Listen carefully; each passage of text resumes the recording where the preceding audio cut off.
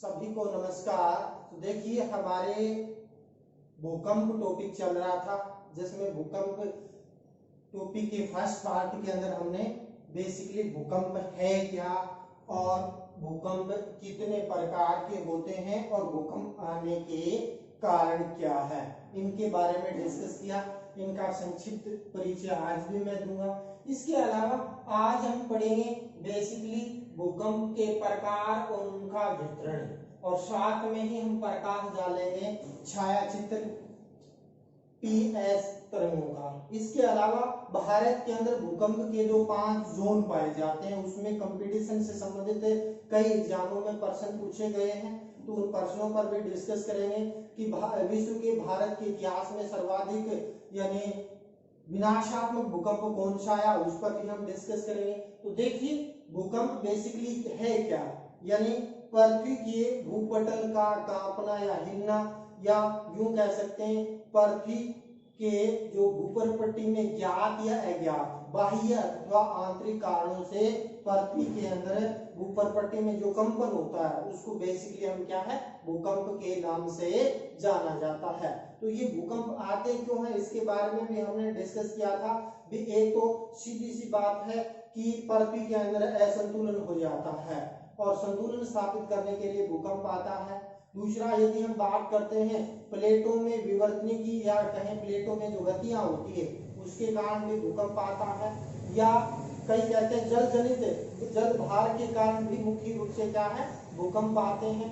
और पृथ्वी में सिकुड़न हो रही है, यानी पृथ्वी प्रारंभ से लेकर धीरे धीरे ठंडी हो रही है, सिकुड़न और संकुचित हो रही है, तो उस संकुचन के कारण भी भूकंप आते हैं। या एचएफ रेड ने जो इलेक्ट्रिक रिबाउंड थ्योरी दी उसके आधार पर बताया कि पृथ्वी के अंदर जो संकुचन और फैलाव होता है, जिस प्रकार एक रबड़ है, रबड़ को जितना हम खींचेंगे उससे अधिक खींचने पर वो टूट जाता है, इसी प्रकार हमारी पृथ्वी में भी कई बार तनावमूलक बल आता है और उसकी वजह से क्या है चट्टानों के अंदर यानी हेरफेर होता है और पृथ्वी के अंदर कंपन होता है, जिससे भूकंप कहते हैं। या हमने इसके अलावा डिस्कस किया था वलन और भ्रंश, यानी पृथ्वी के अंदर जो क्षैतिज बल लगते हैं, जब आमने सामने बल लगे तो चट्टानों में जो लोहेदार मोड़ पड़ते हैं उसको तो हमें वलन कहते हैं, और भ्रंश में क्या होता है तनाव मूलक बल विपरीत दिशाओं में लगता है। तो देखिए आज हम पढ़ेंगे भूकंप के प्रकार। तो देखिए भूकंप आने के कई कारण हैं और अलग अलग क्षेत्रों की अलग अलग प्रकार की चट्टानें पाई जाती हैं, उनका अलग प्रकार का स्वभाव होता है और अलग कारण होते हैं। इसके आधार पर भूकंपों को प्रमुख रूप से 2 वर्गों में बांटा गया है। भूकंप के प्रकार में हम डिस्कस करें, एक तो क्या है स्वभाव, और दूसरा यदि हम देखते हैं तो उस यानी भूकंप आने के कारण, यानी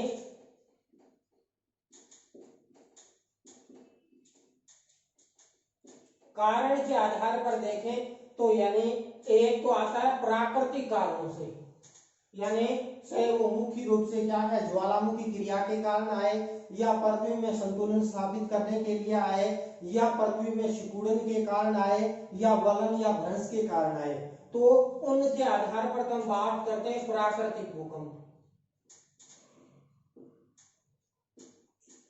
दूसरा, जो मानवीय क्रियाओं के कारण जो भूकंप आते हैं उन्हें कृत्रिम भूकंप कहते हैं।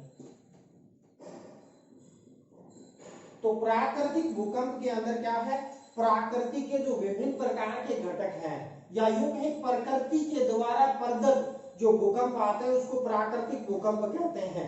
जैसे मैं बात करूं ज्वालामुखी आती है, तो ज्वालामुखी से जो यानी भू चट्टानों को जब तोड़ता हुआ लावा बाहर आने की कोशिश करता है, तो ऊपर वाली जो भूपर पट्टी है इसमें चट्टानों में हेर होता है और पृथ्वी में कंपन आता है, तो उसके कारण यानी इसको कई भागों में बांट सकते हैं, जैसे ज्वालामुखी भूकंप। ज्वालामुखी क्रिया के कारण जो आने वाला उसके आसपास का जो क्षेत्र भूकंप के कंपन होता है वो ज्वालामुखी भूकंप है, जिसमें जैसे व्यूस्वियर ज्वालामुखी या एटना ज्वालामुखी या क्रोकोटोवा ज्वालामुखी के अंदर जो उद्गार होते हैं तो उसके आसपास के क्षेत्रों में यानी क्या होता है, कंपन होता है। तो ऐसे भूकंप को ज्वालामुखी भूकंप कहते हैं। जो ज्वालामुखी क्रिया के दौरान यानी आसपास की चट्टानों में जो हेरफेर होता है, कंपन होता है, उसको हम ज्वालामुखी भूकंप के नाम से जाना जाता है। दूसरा है विवर्तनिकी भूकंप।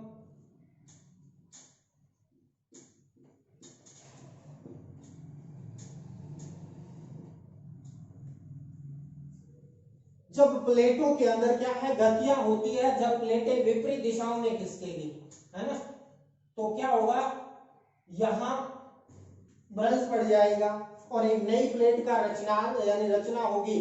तो यानी जो विवर्तनिकी भूकंप है उसको रचनात्मक भूकंप कहते हैं। क्यों? जब प्लेटें विपरीत दिशाओं में खिसकेगी, नीचे से लावा आता है, नई प्लेट बनती है और उसके आसपास के क्षेत्रों में कंपन प्रमुख रूप से होता है। तो ऐसे जो भूकंप होते हैं, जो भूगर्भ के अंदर जो विवर्तनिकी हलचलें होती हैं, उन हलचलों के कारण चट्टानों के अंदर तनाव तथा संपीड़न होता है। तनाव में तो कब होगा, जब दो प्लेटें विपरीत दिशा में जाएगी तो तनाव मूलक बल लगता है। और दूसरा, दो पिंड है आमने सामने आएंगे तो यहाँ चट्टानों में संपीड़न होगा, जिसे हम संपीड़नात्मक बल कहते हैं। तो भूगर्भ में विवर्तनिकी स्वतंत्र रूपों के अंदर क्या है, तनाव तथा संपीड़न के कारण आने वाले जो मुख्य रूप से भूकंप है उसको विवर्तनिकी भूकंप के नाम से जाना जाता है। और विवर्तनिकी भूकंपों के उदाहरण भी पूछे जाते हैं, जैसे जो कैलिफोर्निया का भूकंप है,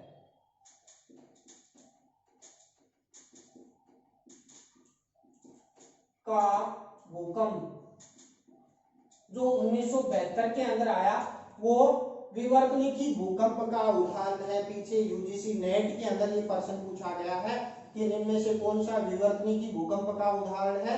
तो 1972 का कैलिफोर्निया का भूकंप है, वो विवर्तनिकी हलचलों के कारण यानी तनाव मूलक और संवेदनात्मक बल की वजह से चट्टानों के अंदर जो यानी विवर्तनकारी घटनाएं होती है, उसके आसपास की चट्टानों में हलचल होती है, जिससे भूकंप आता है। इसके बाद हम थर्ड यदि हम देखना चाहें, संतुलन मूलक भूकंप। संतुलन मूलक भूकंप क्या होता है, हमारी पृथ्वी के अंदर पर्वत, पठार, मैदान, ब्रंश और घाटियां हैं, और उसमें यानी जो भाग जितना ऊंचा है उसका घनत्व उतना ही कम है, क्योंकि ये हम समस्थिति पढ़ चुके हैं टॉपिक। तो उसके अकॉर्डिंग देखें तो यानी नदियां हैं या विभिन्न प्रकार की हिमनदियां मलबा को पर्वतीय क्षेत्रों से समुद्री तलहटी में ले जाती है, जिसके कारण क्या होता है, असंतुलन हो जाता है। फिर नीचे यानी मगन तट पर जो मलबा धसा होता है, सैलानी धाराएं चलती है, मलबा फिर उर्वरित पर्वतीय क्षेत्रों में प्रफुटित होकर बाहर निकल जाता है। तो इस प्रकार यानी संतुलन स्थापित करने के लिए जो भूकंप आते हैं वो संतुलन मूलक भूकंप कहलाते हैं। और ये जो भूकंप आते हैं वो नवीन मोड़दार पर्वतों में आते हैं, नवीन मोड़दार पर्वतों के ऐसे उदाहरण मिलते हैं। जैसे मैं बात करूं भारत में हिमालय के अंदर 1915 में हिंदू कुश क्षेत्र के अंदर जो भूकंप आया वो संतुलन मूलक भूकंप था। यानी हमारा हिमालय का निर्माण यदि हम देखें तो यहाँ तेजित भूसन्नति थी, तेजित भूसन्नति के अंदर मलबा जमा, उसमें धसा हुआ और फिर क्या हुआ, यानी ये मलबा वलित होने से हिमालय बना। तो ये जो हिंदू कुश वाला जो क्षेत्र है ये अभी भी यानी क्यों, यहाँ से नदियां मलबा समुद्र में लेके जा रही है, तो यहाँ असंतुलन हो रहा है। तो संतुलन स्थापित करने के लिए सैलानी धाराएं चलती है, और जिसके कारण जो भूकंप आया हिंदू कुश के अंदर, तो वो भूकंप संतुलन मूलक भूकंप का प्रमुख रूप से क्या है, उदाहरण माना जाता है। इसके बाद चौथा देखें, प्लूटोनिक भूकंप।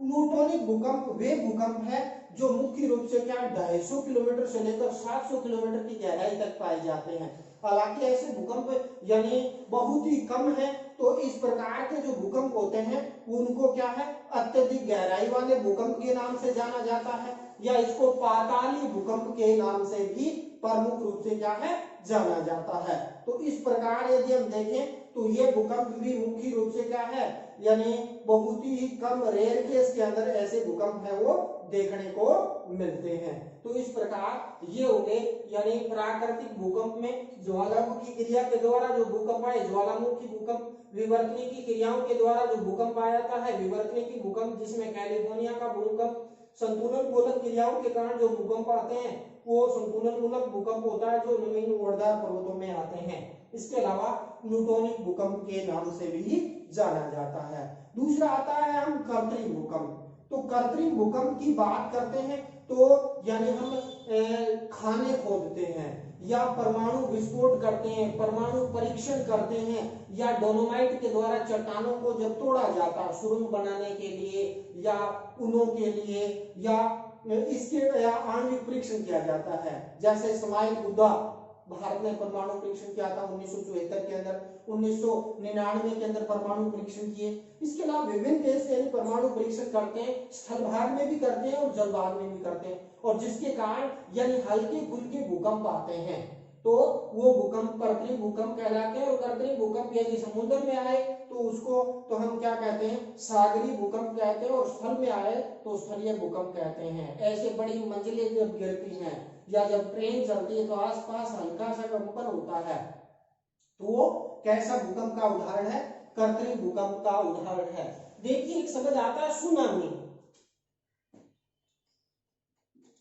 और सुनामी क्या है, यानी समुद्र के अंदर जब चट्टानों में हेरफेर होता है या उस क्षेत्र के अंदर यानी भूकंप आए, ज्वालामुखी आए, तो उसके अंदर क्या होता है, समुद्री जल के अंदर उफान आता है, लहरें उठती है 10-10, 15-15, 20-20 फुट, और उसकी वजह से क्या होता है, यानी वहां जो लहरें उठती है उनको कहते हैं सुनामी कहते हैं। क्या कहते हैं, सुनामी।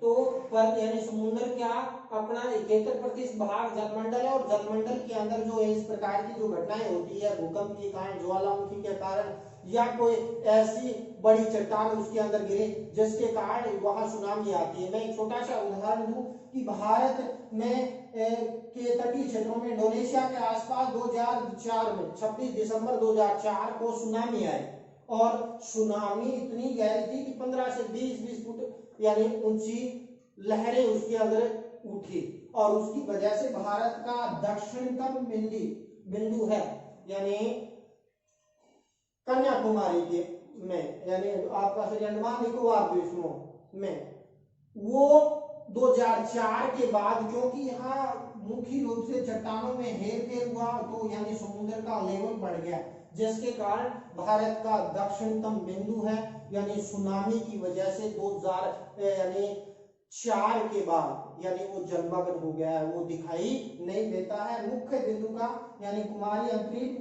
और यहाँ इंदिरा पॉइंट कौन सा, यानी इंदिरा क्रोल ऊपर है और इंदिरा पॉइंट है 2004 में के बाद वो जलमग्न हो गया है। तो सुनामी इतना विनाशात्मक कार्य होती है, लगभग 3 लाख लोग इन हिंद महासागर के तटीय क्षेत्रों के हैं, वो लोग इसमें काल कलवित हो गए थे।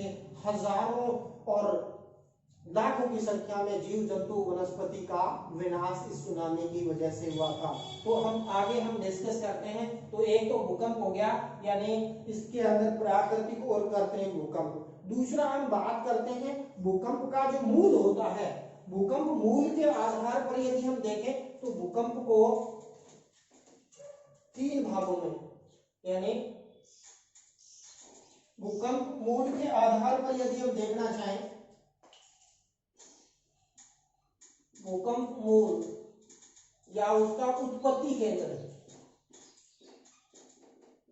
उत्पत्ति केंद्र के आधार पर यदि हम देखना चाहें तो हम इसको 3 कैटेगरी के अंदर बांट सकते हैं। यानी जहां से भूकंप की उत्पत्ति होती है उसको उसका उद्गम केंद्र या उसका उत्पत्ति केंद्र या भूकंप मूल के नाम से जाना जाता है।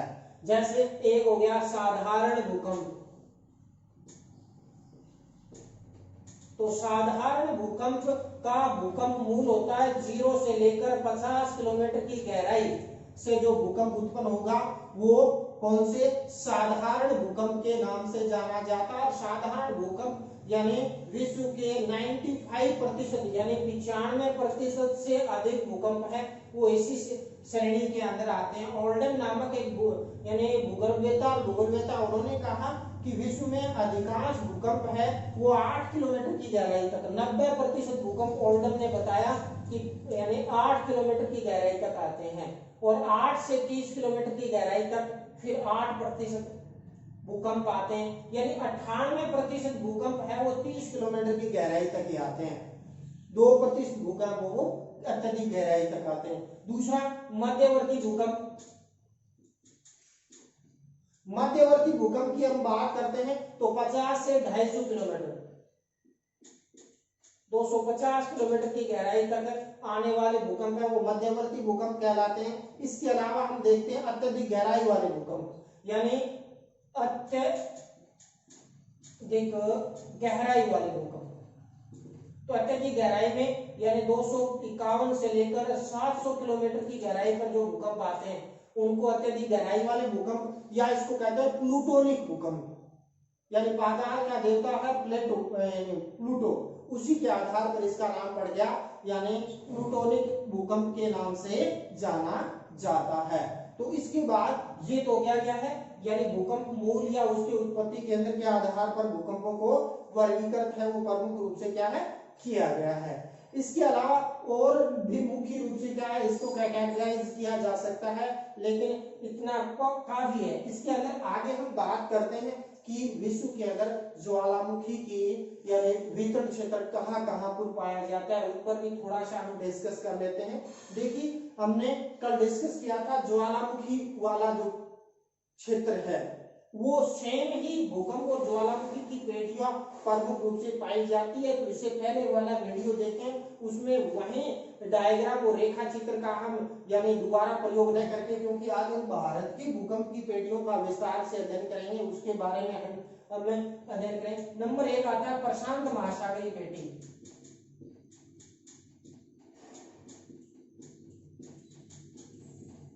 तो प्रशांत महासागरीय पेटी में बात करते हैं तो वही ज्वालामुखी की तरह विश्व के 63% या 2/3 भूकंप इसी पेटी के अंदर प्रमुख रूप से क्या आते हैं। तो प्रशांत महासागर के चारों ओर यह पेटी प्रमुख रूप से क्या है फैली हुई है, और इसके अंदर हम डायग्राम के माध्यम से चलो देख लेते हैं इसको।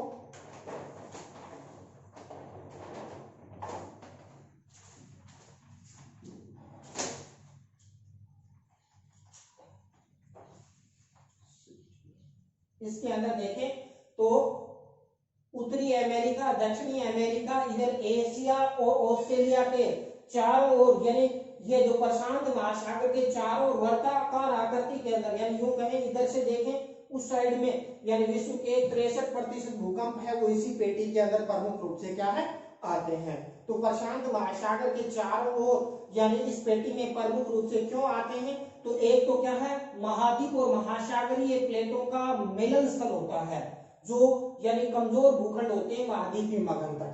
दूसरा यदि हम देखना चाहें तो इस क्षेत्र में यानी प्लेट विवर्तनिकी की क्रियाएं मुख्य रूप से होती है। ज्वालामुखी का जो क्षेत्र है वो इस क्षेत्र के अंदर प्रमुख रूप से क्या है पाया जाता है। इसके अलावा इस पेटी के अंदर यदि हम देखें तो यानी नवीन वलित पर्वतीय क्षेत्र भी है, जिसके कारण यहाँ भूकंप की क्रियाएं प्रमुख रूप से क्या है अधिक देखने को मिलती है। तो यह जो पेटी है वो न्यूजीलैंड से लेकर उत्तर में अलास्का तक, यानी इस महासागर का जो पश्चिमी भाग है उस क्षेत्र के अंदर प्रमुख रूप से क्या है यानी फैली हुई है। यहाँ हम बात करते हैं चाहे इंडोनेशिया हो, इधर हम बात करते हैं जापान द्वीप, जो कैलिफोर्निया वाला जो क्षेत्र है वो सारा इसी क्षेत्र में आ जाता है। ताइवान, चीन वाला जो क्षेत्र इसके अंदर प्रमुख रूप से क्या है आ जाता है। इसके अलावा हम बात करते हैं क्यूराइल है, चमकटका है, या जो अलास्का वाला जो क्षेत्र है वो, या मैं बात करूं दक्षिणी अमेरिका का जो पश्चिमी तट वाला जो क्षेत्र है वो प्रमुख रूप से इसी क्षेत्र के अंदर, इसी पेटी के अंदर प्रमुख रूप से आता है। तो इसमें यानी एसएससी के अंदर, यूपीएससी के अंदर और आर्मी एग्जाम में पूछा गया विश्व में सर्वाधिक यानी भूकंप कौन सी पेटी में आते हैं, तो प्रशांत महासागरीय पेटी में 63% भूकंप इसी पेटी में प्रमुख रूप से क्या है आते हैं। तो इसके अंदर चाहे कुराइल्स द्वीप समूह हो, अलास्का वाला क्षेत्र हो, या दक्षिणी अमेरिका वाला दक्षिणी यानी पश्चिमी तट है, वो इसी पेटी के अंदर मुख्य रूप से क्या है आता है। दूसरा हम बात करते हैं यानी मध्य महाद्वीपीय पेटी, या इसको कहते हैं भूमध्य सागरीय पेटी। भूमध्य सागरीय पेटी। तो भूमध्य सागरीय पेटी के अंदर यदि हम देखना चाहें तो यानी इधर से अटलांटिक महासागर से इस पेटी का क्या होता है विस्तार शुरू होता है, और यहां से यदि हम बात करते हैं तो इस पेटी के अंदर केप वर्ड द्वीप आ जाता है भैया अटलांटिक महासागर में। केप वर्ड द्वीप समूह से होते हुए यानी यह पेटी क्या है यानी पुर्तगाल होते हुए भूमध्य सागर होते हुए इधर से यानी आल्प्स पर्वत श्रेणी यूरोप वाली है, वहां से होते हुए एशिया माइनर होते हुए, और यहाँ प्रमुख रूप से क्या है भारत के अंदर हिमालय क्षेत्र बर्मा, और यहाँ इस क्षेत्र से होते हुए आगे प्रशांत महासागरीय पेटी के अंदर प्रमुख रूप से यह पेटी मिल जाती है। और इस पेटी की मुख्य विशेषता है कि यहाँ विश्व के 21% भूकंप इसी पेटी के अंदर यानी मध्य महाद्वीपीय पेटी कह दो या भूमध्य सागर के वाले क्षेत्र से होकर गुजरती है, इसलिए इसको भूमध्य सागरीय पेटी के नाम से भी जाना जाता है। और इस पेटी का के अंदर भूकंप आने का प्रमुख कारण है एक तो तनाव मूलक एवं भ्रंश मूलक भूकंप वाला जो क्षेत्र है, यानी यहाँ पेटियों में तनाव होता है, यानी तनाव मूलक बल लगता है। दूसरा संतुलन स्थापित करने के लिए भी इस क्षेत्र के अंदर भूकंप प्रमुख रूप से क्या है आते हैं। तो ये पेटी होगी कौन सी द्वितीय। और इसमें देखिए हिमालय वाला जो क्षेत्र है वो इसी पेटी के अंदर भारत के जो भूकंप है इसी पेटी के अंदर आते हैं। इसका हम अलग से एक बार मैं पेटियों को समझा दूं, उसके बाद भारत के जो भूकंप को कितने मंडलों में बांटा गया उसके बारे में भी डिस्कस करेंगे। तो देखिए थर्ड पेटी आ जाती है कौन सी यानी मध्य महाद्वीपीय पेटी होगी, और इसके बाद मध्य अटलांटिक कटक पेटी। मध्य अटलांटिक पेटी कह दो। तो ये अटलांटिक महासागर का मध्य अटलांटिक कटक है, उसके सहारे सहारे यानी जो भूकंप पाए जाते हैं तो वो मध्य महाद्वीप मध्य अटलांटिक पेटी के नाम से जाना जाता है। और इस पेटी के अंदर बात करते हैं उत्तर में आइसलैंड से लेकर और दक्षिण के अंदर बोवेट द्वीप जो अंटार्कटिका में, वहां तक इस पेटी यानी एस आकृति के अंदर इस पेटी का विस्तार है वो पाया जाता है। और इसके अंदर बात करते हैं जो मध्य अटलांटिक कटक है विषुवत वाला क्षेत्र है वो ज्यादा सक्रिय है, और यहाँ भूकंप की क्रियाएं प्रमुख रूप से क्या है ज्यादा देखने को इसके अंदर मिलती है, क्योंकि ये ज्यादा संवेदनशील क्षेत्र प्रमुख रूप से क्या है आता है। देखिए जो ये भूकंप आता है और भूकंप की तीव्रता का मापन किया जाता है, ये प्रश्न क्या है भूकंप की तीव्रता।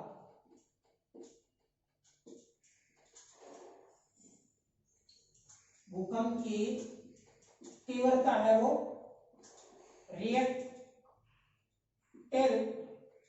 स्केल किस पर है रिएक्टर स्केल पर है।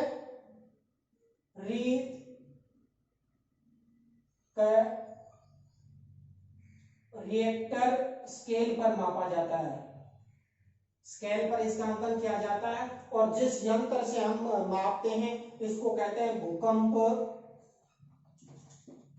लेखी यंत्र। भूकंप लेखी यंत्र या इसको सिस्मोग्राफ भी कहते हैं। सिस्मोग्राफ और या भूकंप लेखी यंत्र के द्वारा रिएक्टर स्केल पर भूकंप की तीव्रता का मापन है वो प्रमुख रूप से क्या है किया जाता है। तो देखिए ये तो क्या क्या है विश्व की भूकंप की पेटियां। अब भारत के अंदर भूकंप के क्षेत्र कहाँ कहाँ पाए जाते हैं उनके बारे में भी थोड़ा सा यानी अपने डिस्कस कर लेते हैं। तो देखिए भारत के जो भूकंप वाले जो क्षेत्र हैं तो भारत के भूकंप क्षेत्रों को यानी 5 मंडलों के अंदर बांटा गया है। वैसे देखें तो यानी भारत में हिमालय वाला क्षेत्र मैदानी पर्वतीय पठारी क्षेत्र के अंदर बांटा गया, लेकिन भारत के अंदर यानी भूकंप क्षेत्रों को 5 मंडलों में विभाजित किया गया है। और ये जो मंडल बनाए गए हैं जिसमें मंडल 1, मंडल 2, मंडल 3, मंडल 4 और मंडल 5। तो मंडल 1 है वो सबसे कम भूकंप प्रभावित क्षेत्र है। 2 है वो 1 से थोड़ा सा ज्यादा भूकंप प्रभावित क्षेत्र आएगा। 3 यानी उससे ज्यादा।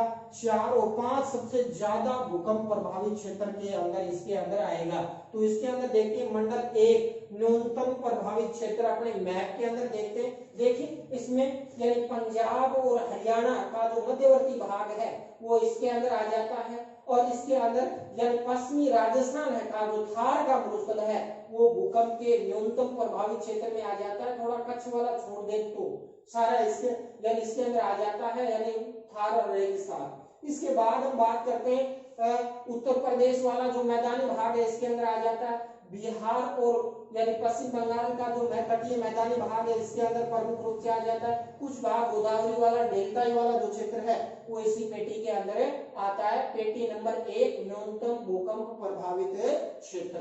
इसके बाद मंडल 2 न्यून क्षति जोखिम, यानी न्यूनतम के बाद न्यून यानी क्षति जोखिम वाले जो क्षेत्र में देखें तो देखिए इसमें पंजाब और हरियाणा का दक्षिणी भाग और पूर्वी राजस्थान। देखिए राजस्थान के बारे में पूछता है कि राजस्थान में भूकंप प्रभावित क्षेत्र कौन से है। राजस्थान पुलिस के अंदर ये प्रश्न पूछा गया है कि राजस्थान के अंदर यानी पूर्वी मैदानी भाग कौन से यानी जोखिम मंडल के अंदर आता है भूकंप के। तो पूर्वी राजस्थान, दक्षिणी हरियाणा, दक्षिणी पंजाब। इसके अलावा बात करते हैं उड़ीसा व तमिलनाडु का जो तटीय भाग है वो इसी पेटी के अंदर मुख्य रूप से क्या है आता है। इसके बाद मंडल 3 सामान्य क्षति जोखिम वाला जो मंडल आता है इसमें आता है दक्षिणी पूर्वी राजस्थान, यानी जो हाड़ौती क्षेत्र है। हाड़ौती वाला बेल्ट तो आ जाता है यानी भूकंप पेटी नंबर 3 के अंदर। पूर्वी मैदानी वाला क्षेत्र आ जाता है राजस्थान का भूकंप पेटी नंबर 2, और थार का जो रेगिस्तान आ जाता है पेटी नंबर 1 के अंदर प्रमुख रूप से क्या है आ जाता है। इसके अलावा यानी अपना दक्षिणी पूर्वी पठारी भाग आ जाता है पेटी नंबर 3 के अंदर। इसके अलावा मध्य प्रदेश का अधिकांश भाग आ जाता है। महाराष्ट्र, कर्नाटक और वाला जो क्षेत्र है, इसके अलावा दक्षिणी बिहार वाला क्षेत्र भी जोखिम 3 के अंदर प्रमुख रूप से क्या है आता है। इसके बाद आता है हम पेटी नंबर 4 की बात करते हैं जो उच्च क्षति जोखिम को मुख्य रूप से क्या है प्रदर्शित करते हैं। वह भूकंप में 7 से अधिक तीव्रता वाले भूकंप हैं, अमूमन ज्यादा आते हैं, जिसमें देखिए जम्मू कश्मीर है। क्यों? क्योंकि नवीन वलित पर्वतीय क्षेत्र है, हिमालय का आज भी विस्तार हो रहा है। और दूसरा हम बात करते हैं इसे लगता हुआ हिमाचल प्रदेश इसके अंदर आ जाता है। उत्तरी पंजाब और उत्तरी हरियाणा वाला क्षेत्र इसके अंदर आ जाता है। इसके बाद बात करते हैं दक्षिणी पश्चिमी, मुख्य रूप से क्या है उत्तर प्रदेश भी इसी पेटी के अंदर आता है। बिहार का उत्तरी भाग जो दरभंगा वाला जो क्षेत्र है वो इसके अंदर आ जाता है। और सिक्किम, ये भाई यूपीएससी एग्जाम में प्रश्न पूछा गया कि सिक्किम राज्य भारत के कौन से भूकंप जोन के अंदर आता है, कौन से मंडल में। तो जोन 4 में यानी सिक्किम राज्य प्रमुख रूप से आता है। मंडल 5 के अंदर बात करते हैं तो अत्यधिक जोखिम वाले क्षेत्र इसके अंदर आते हैं। तो अत्यधिक जोखिम के अंदर कच्छ का जो रण है जो कि 2001 को 26 जनवरी 2001 को कच्छ के अंदर यानी भूकंप आया जिसमें 1 लाख से अधिक व्यक्ति इसके अंदर मारे गए, वो क्षेत्र इसके अंदर आ जाता है। इसके अलावा यदि हम बात करते हैं तो जम्मू कश्मीर का कुछ भाग आ जाता है, हिमाचल प्रदेश का कुछ भाग इसके अंदर प्रमुख रूप से आ जाता है, बिहार का कुछ भाग इसके अंदर आ जाता है, गुजरात का कच्छ वाला क्षेत्र इसी पेटी के अंदर प्रमुख रूप से क्या है आता है। देखिए भारत के इतिहास में सर्वाधिक यानी विनाशात्मक जो भूकंप आया था वो आया था कब, यानी 1937 के अंदर 11 अक्टूबर 1937 को, यानी कलकत्ता का जो भूकंप आया था जिसमें 3 लाख लोग कालकलवित मुख्य रूप से क्या है इस दौरान हुए थे।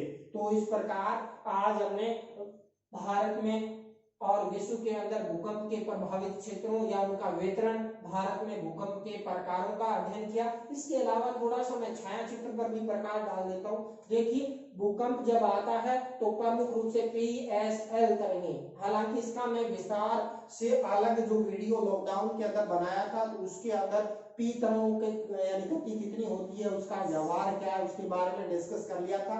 क्योंकि वीडियो ज्यादा बनने वाला तो इसको थोड़ा शॉर्ट कर देते हैं। देखिए पी तरंगों का स्वभाव होती है ठोस, द्रव्य और तीनों में से गुजर सकती है, लेकिन जब द्रव्य आ जाता है तो ये विचलित हो जाती है और यानी विचलित हो जाती है। ऐस तरंगें होती है वो जल भाग के अंदर यानी विलुप्त हो जाती है, जिसको हम द्वितीय तरंगें या गौण तरंगें भी कहते हैं। तो ये क्या है, इसका छाया क्षेत्र क्या होता है, जैसे कोई भूकंप की उत्पत्ति यहाँ से हुई तो यहाँ से ये ऊपर की तरफ भी जाती है और नीचे तरफ की तरह यानी जाती है। तो यानी पी तरंगें तो क्या होगी, यानी अपने हमने देखा था पृथ्वी की आंतरिक संरचना, और आंतरिक संरचना में हमने देखा था कि पृथ्वी का जो केंद्रीय भाग कोर है और कोर के अंदर भी बाह्य कोर है, वो तरल अवस्था के अंदर है। और तरल अवस्था में आपको पता है पी तरंगें विलुप्त हो जाती है। तो 103 डिग्री पर जाने पर, कितना, यानी 103 डिग्री पर हम जाएंगे तो पी तरंगें हैं वो प्रमुख रूप से क्या है, विलुप्त हो जाती है। इधर भी हम देखेंगे 103 डिग्री, तो 103 से लेकर 103 डिग्री वाला जो क्षेत्र होगा वो तो एस तरंगों का छाया क्षेत्र होगा।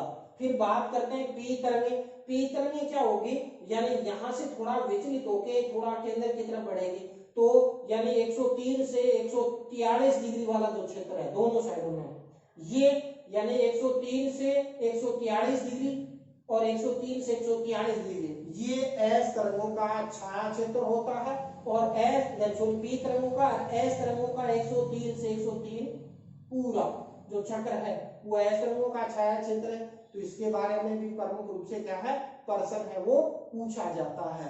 देखिए यानी एक प्रश्न इसके अंदर आया था, कच्छ का जो भूकंप है वहां पर, यानी एक अद्भुत उदाहरण भारत में मिलता है कि कच्छ के अंदर एक भूकंप आया और उस भूकंप की वजह से यानी कच्छ के रन के अंदर यानी 15 किलोमीटर की लंबाई के अंदर यानी एक उथाल उभार उठ गया था भूकंप की वजह से, जिसके कारण वहां के स्थानीय लोग, जब भूकंप आया तो समुद्र क्षेत्र से सुनामी उठी तो उस यानी कटक पर जाकर अपनी जान बचाई। तो चूंकि उस क्षेत्र में वो स्थानीय लोग थे, उन्होंने कहा कि आज तो हमने भगवान ने यानी बचाया है, वरना यानी ये हम समाप्त हो जाते हैं। तो उसके स्थानीय लोगों ने इसका नाम दे दिया अल्लाह बांध। तो ये भी एग्जाम के अंदर पूछा गया है कि अल्लाह बांध है वो किसके द्वारा निर्मित है। तो भूकंप के अंदर जो उठान उभार हुआ, उभार के कारण है, तो सीधा सा इसके अंदर ऑप्शन दे देगा, भूकंप ज्वालामुखी क्रिया या वलन की क्रिया के द्वारा या मुख्य रूप से यानी ब्रंसन की क्रिया के द्वारा। तो इसका निर्माण हुआ भूकंप की क्रिया। और विश्व में एक अद्भुत उदाहरण मिलता है कि यानी